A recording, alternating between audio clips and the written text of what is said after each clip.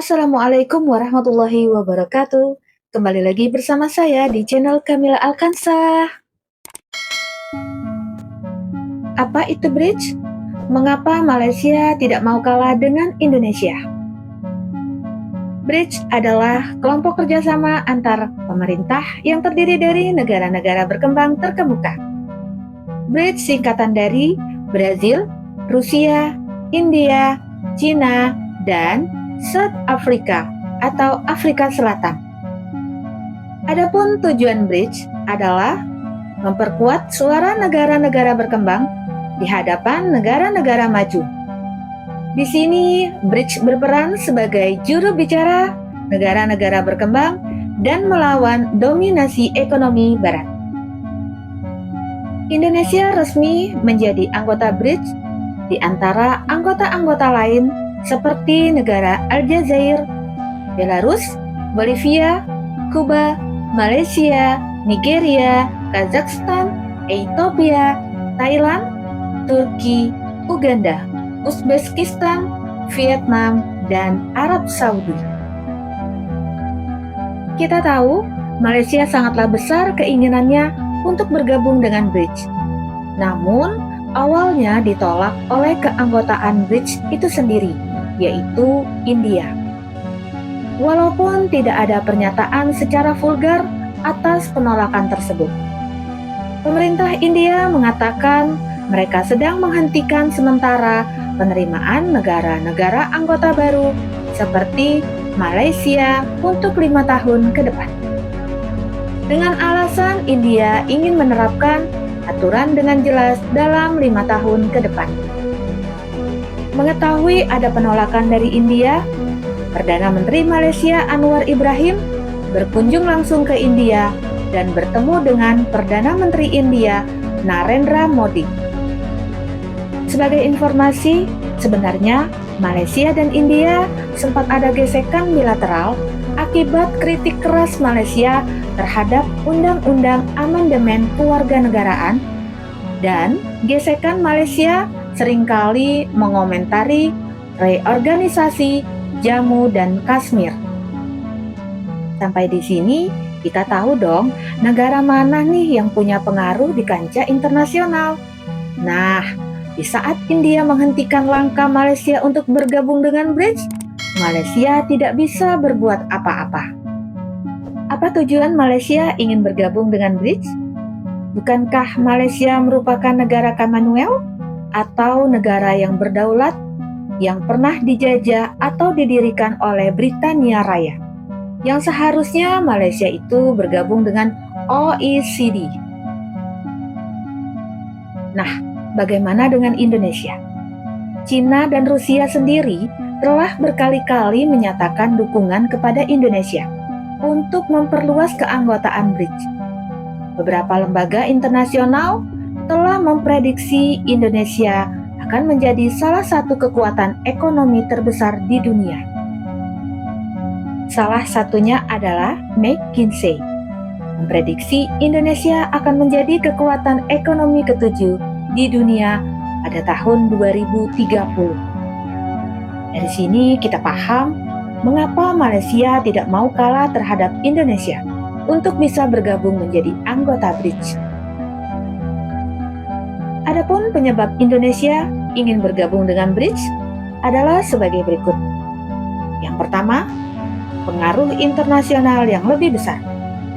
Bergabung dengan bridge dapat memperluas pengaruhnya dalam kebijakan internasional karena bridge dikenal mendukung masalah-masalah penting seperti perubahan iklim dan reformasi ekonomi.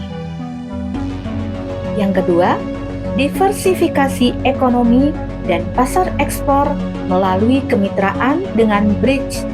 Indonesia dapat mengakses pasar baru dan memperluas ekspor di luar pasar tradisionalnya. Dan yang ketiga, akses ke pendanaan alternatif. Bridge mendirikan New Development Bank atau MDB untuk mendanai proyek infrastruktur dan pembangunan berkelanjutan di negara anggotanya. Nah, dengan bergabungnya Indonesia menjadi anggota bridge, Indonesia memperoleh pendanaan untuk proyek besar tanpa bergantung sepenuhnya pada lembaga keuangan tradisional seperti Bank Dunia. Yang keempat adalah akan memperkuat posisi Indonesia dalam advokasi kebijakan yang lebih adil, seperti isu perdagangan, lingkungan, dan kesetaraan ekonomi. Adapun keuntungan bagi Indonesia bergabung dengan BRICS, yaitu yang pertama, mendorong pertumbuhan ekonomi melalui peningkatan ekspor. Yang kedua, pengurangan ketergantungan pada negara barat. Yang ketiga, pendanaan infrastruktur untuk pembangunan ekonomi daerah tanpa ketergantungan tinggi pada dolar Amerika Serikat. Dan yang keempat, peningkatan posisi strategis Indonesia di dunia.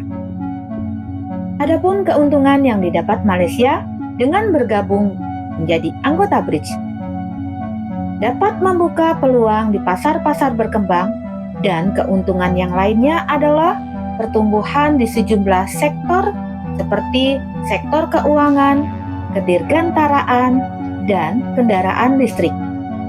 Selain itu, Malaysia dapat berpartisipasi dalam pinjaman infrastruktur dari Bank Pembangunan Baru yang didirikan pada tahun 2015.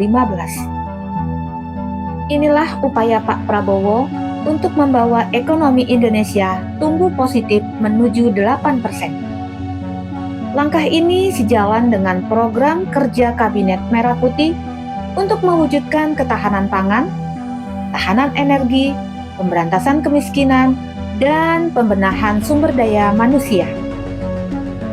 Di sela-sela pertemuan KTT G20 di Brasil, Presiden Prabowo bertemu langsung dengan Perdana Menteri Anwar Ibrahim.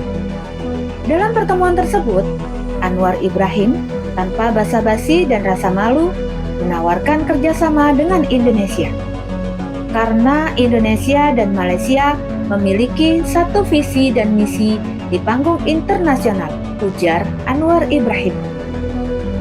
Anwar Ibrahim menekankan bahwa Indonesia dan Malaysia memiliki banyak kesamaan, baik dalam segi politik, ekonomi, dan budaya. Anwar Ibrahim mengusulkan untuk bekerja sama dalam menghadapi tantangan global. Namun, ajakan tersebut dengan tegas ditolak oleh Presiden Prabowo. Pak Prabowo menegaskan bahwa Indonesia memiliki prinsip independen dalam merumuskan kebijakan luar negeri dan tidak ingin terdikte oleh negara manapun, termasuk Malaysia. Pak Prabowo menjelaskan, Indonesia akan tetap berjuang dengan caranya sendiri, tanpa terpengaruh tekanan dan ajakan dari negara lain, meskipun memiliki hubungan baik seperti dengan negara tetangga Malaysia. Sebagai negara terbesar di Asia Tenggara, Indonesia memang memiliki pengaruh penting di negara ASEAN. Nah, karena pengaruh inilah yang mewujudkan Malaysia mengajak Indonesia untuk bekerja sama. Tetapi kita tahu dong, setiap negara memiliki visi dan misi yang berbeda. Walaupun kita tahu antara Indonesia dan Malaysia banyak memiliki kesamaan, sikap tegas Pak Prabowo ini harus kita acungkan jempol. Jangan mau negara kita direndahkan, diremehkan, bahkan tertekan dengan negara-negara luar seperti Malaysia. Inilah keinginan mengapa Indonesia bergabung dengan BRICS, yang merupakan langkah strategis dalam memperkuat ekonomi dan pengaruh internasionalnya. Semoga informasi yang saya berikan dalam video ini bermanfaat bagi sahabat Kamila semuanya. Apabila ada kata-kata saya yang salah, saya mohon maaf. Tetapi sebelumnya, bantu like, comment, and subscribe, dan jangan lupa nyalakan lonceng notifikasi agar tidak ketinggalan video saya selanjutnya. Terima kasih ya sahabat Kamila semuanya. Assalamualaikum warahmatullahi wabarakatuh.